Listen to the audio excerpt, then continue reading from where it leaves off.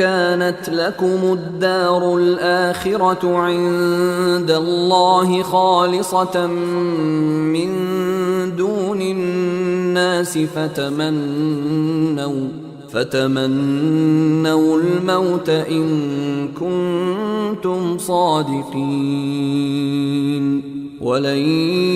يتمنوه أبدا بما قدمت أيديهم والله عليم بالظالمين ولتجدنهم أحرص الناس على حياة ومن الذين أشركوا يود أحدهم لو يعمر 1000 سنة وما هو بمزحزحه من العذاب أن يعمر والله بصير بما يعملون قل من كان عدوا لجبريل فإنه نزله على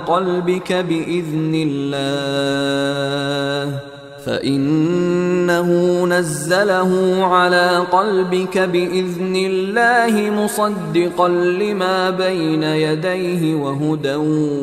وبشرى للمؤمنين من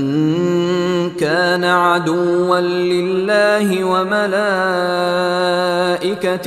ورسله وجبريل وميكال فإن الله عدو للكافرين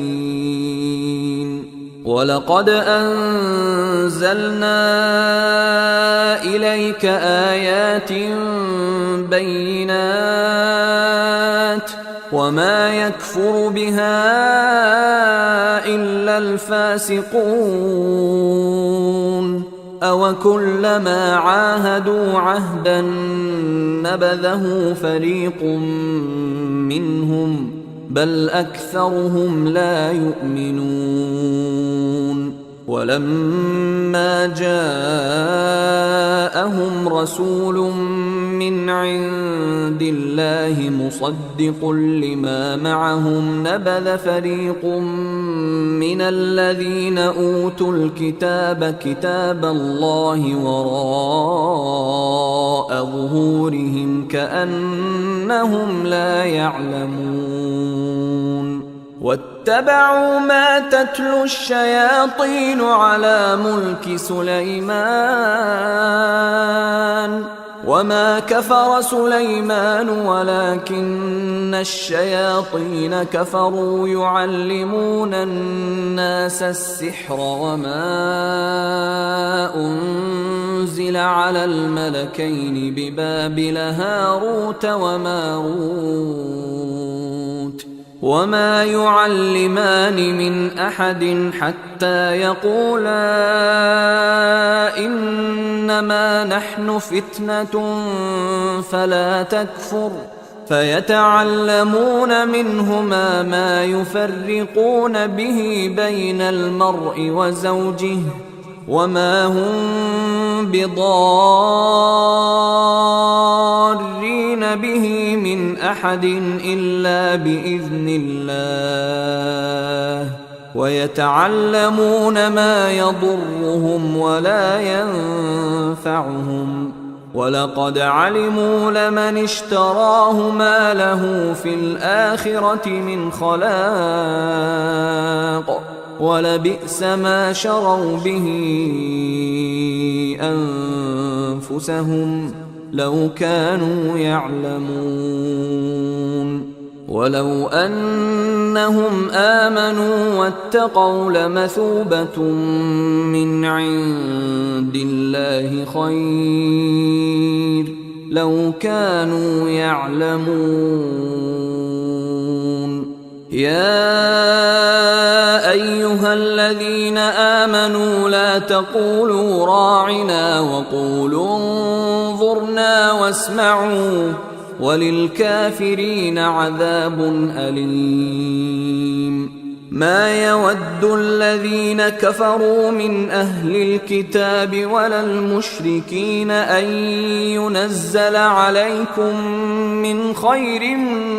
من ربكم، والله يختص برحمته من يشاء،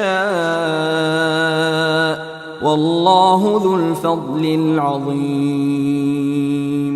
ما ننسخ من آية أو ننسها نأت بخير منها أو مثلها، ألم تعلم أن الله على كل شيء قدير؟ ألم تعلم أن الله له ملك السماوات والأرض، وما لكم من دون الله من ولي ولا نصير؟ أم تريدون أن تسألوا رسولكم كما سئل موسى من قبل؟ ومن يتبدل الكفر بالإيمان فقد ضل سواء السبيل. ود كثير من أهل الكتاب لو يردونكم من بعد إيمانكم كفارا حسدا من عند أنفسهم من بعد ما تبين لهم الحق، فاعفوا واصفحوا حتى يأتي الله بأمره، إن الله على كل شيء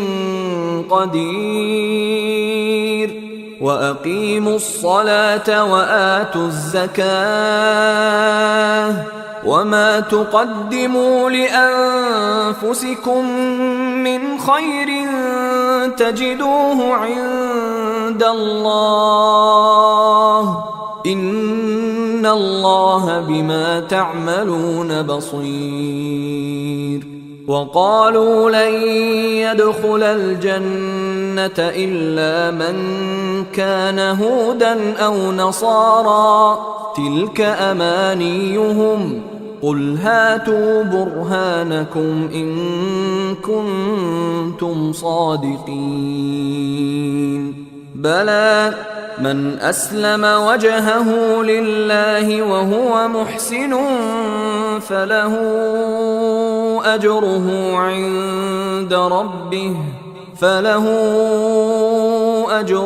عند ربه ولا خوف عليهم ولا هم يحزنون. وقالت اليهود ليست النصارى على شيء، وقالت النصارى ليست اليهود على شيء وهم يتلون الكتاب، كذلك قال الذين لا يعلمون مثل قولهم، فالله يحكم بينهم يوم القيامة فيما كانوا فيه يختلفون.